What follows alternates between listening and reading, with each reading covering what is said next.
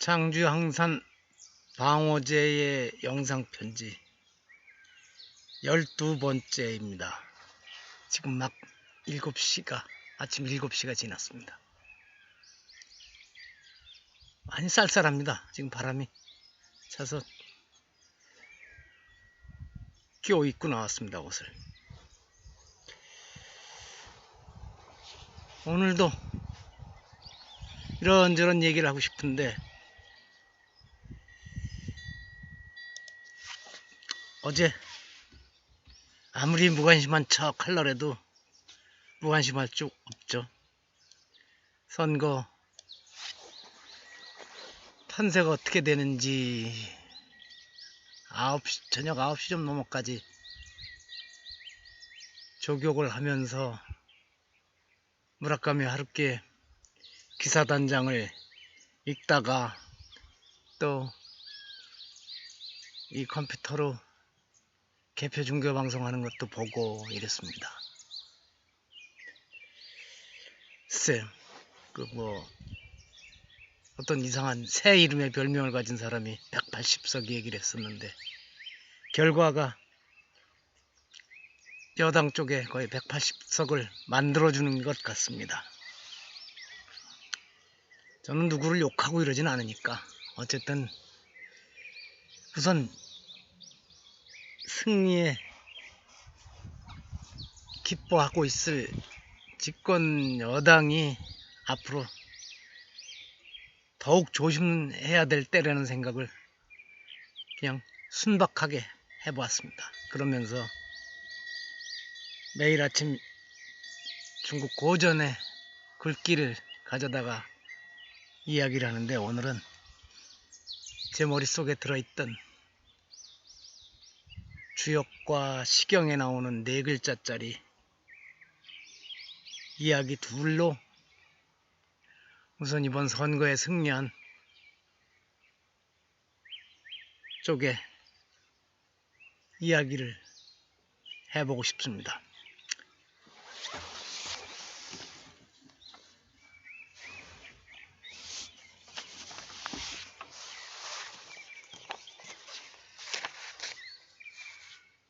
첫 번째는 항용유해회입니다. 주역 건괴에 나오는 말입니다.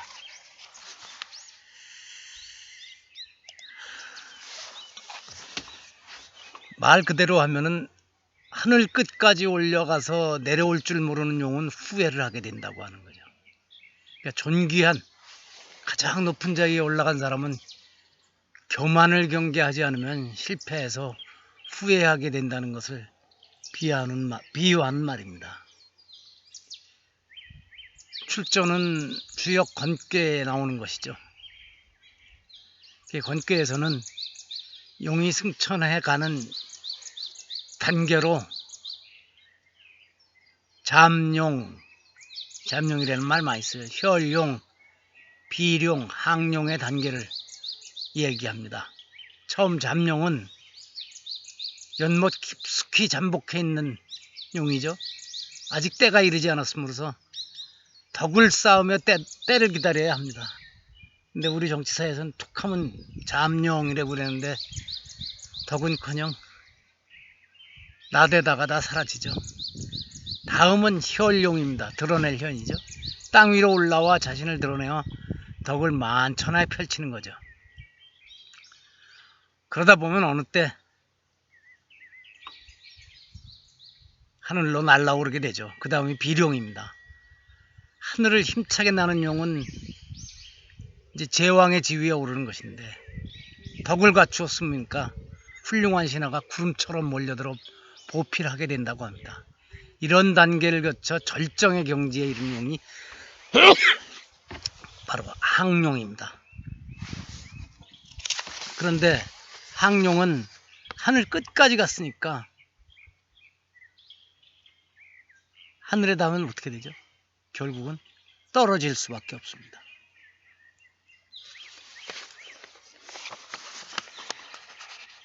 두 번째 이야기는 제가 이 구절은 아주 참 좋아해서 그 전에 도자기에 붓글씨를 써서 굽고 그러던 시절에 이 얘기를 새긴 것도 있습니다. 은감불원입니다.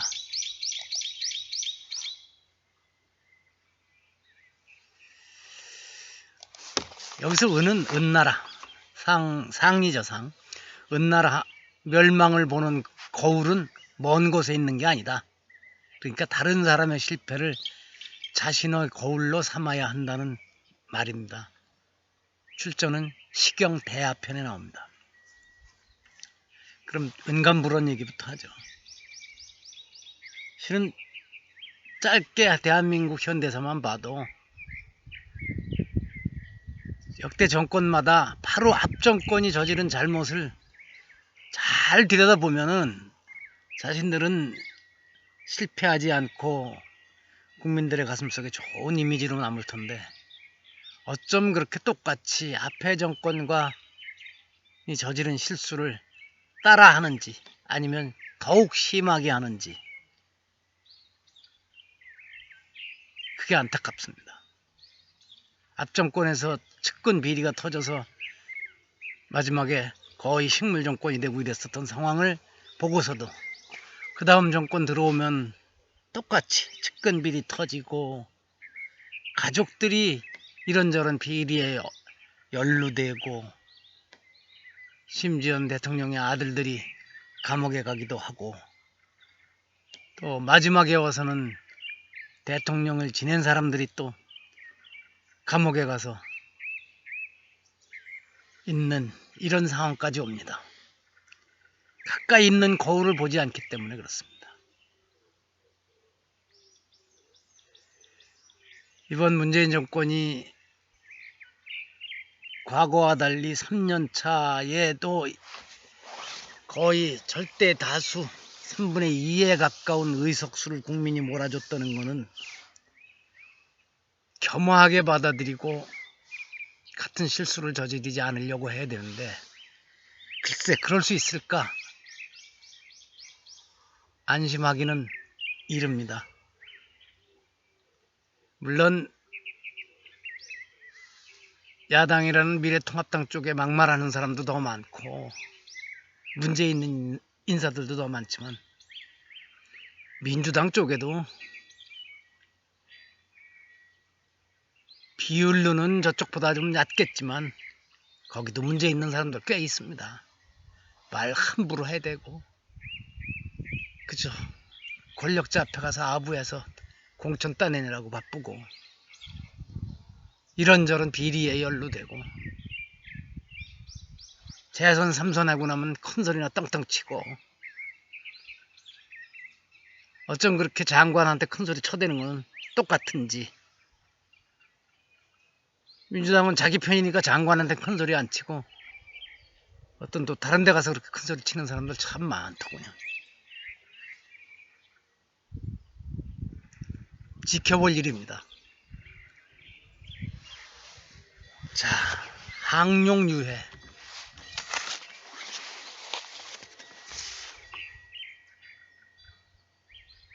그런데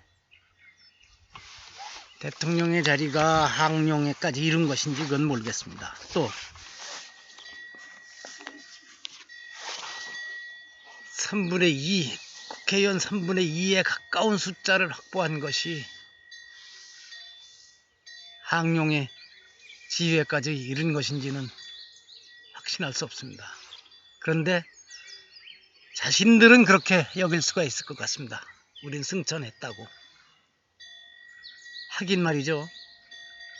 박정희 영원히 집권할 것 같았던 박정희 시절에 더군다나 유신을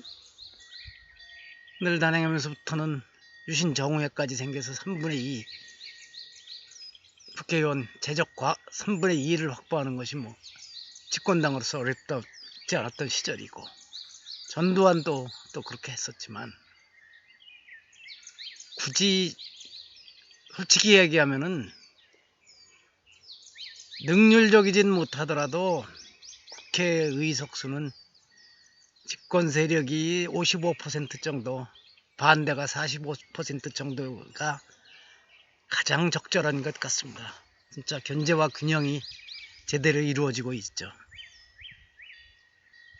한편으로는 여소야대 시절이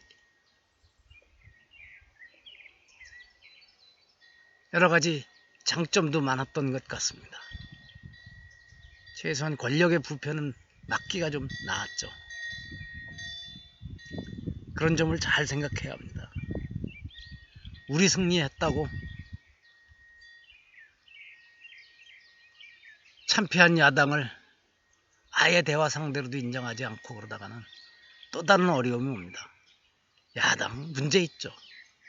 안 그랬던 적 없습니다. 제 어린 시절인데도 공화당 시절에 그때 신민당 뭐 민주당 이랬었습니다만 뭐 저 반대만 한다고 시골 어른들이 많이 그랬었습니다.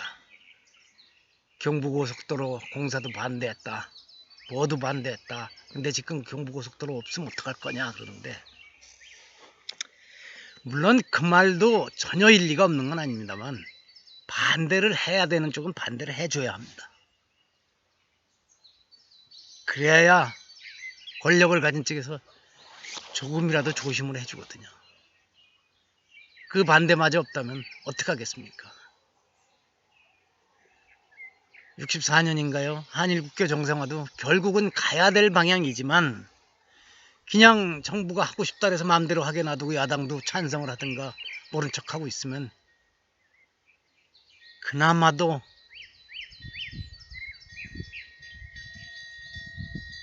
얻어내는 것도 없이 당하고만 말 것입니다. 반대가 있었기 때문에 가능했던 것이죠. 무엇이든 안 그렇겠습니까? 그래서 일부 서양에 그런 말이 있다 그러죠. 악마의 변호사인가요? 뭐 변호인인가? 일부러 반대를 해주는 사람이 있어야 합니다.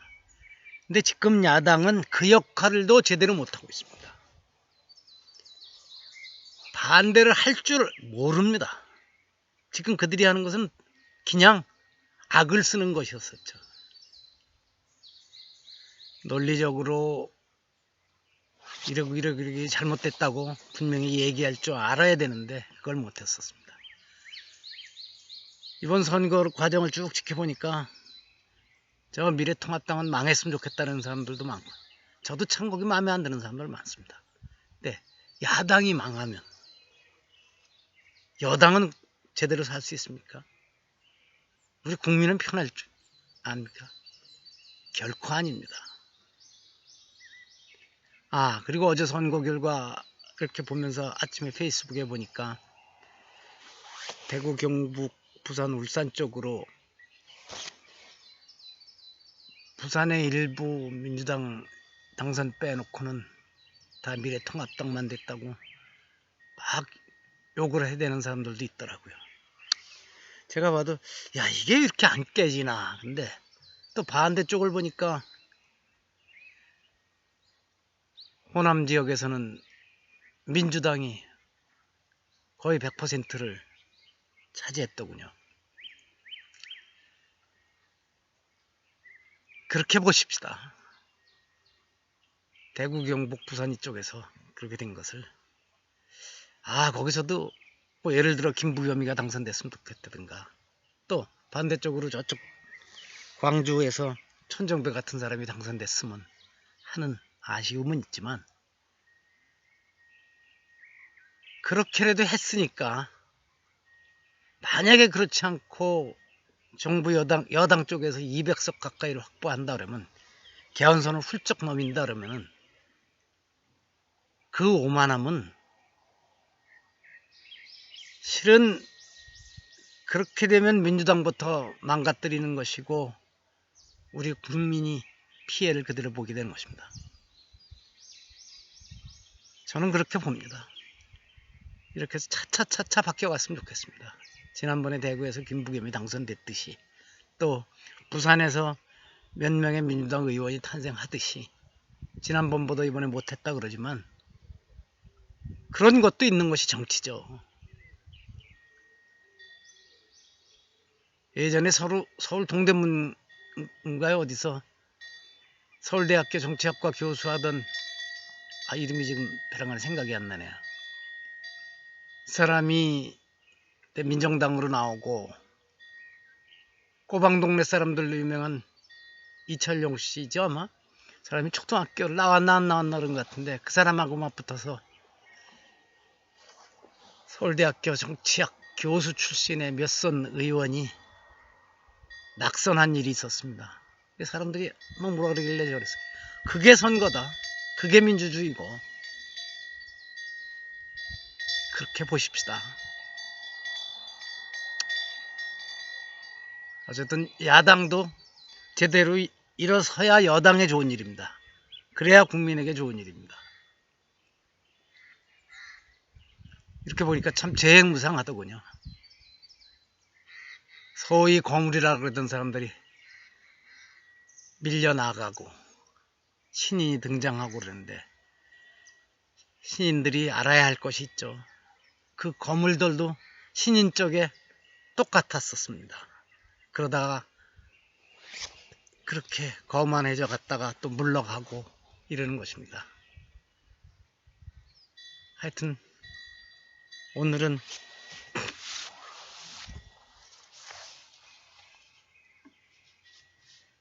다른 얘기 하나도 안 하고 어떻게 이 국회의원 선거 얘기하면서 주역의 항용 유회와 시경에 나오는 제가 아주 좋아하는 은감불원을 화제로 삼아서 방어제 영상편지 12번째를 마쳤습니다. 내일은 봐서 제가 좋아하는 주역의 또 다른 구절을 가지고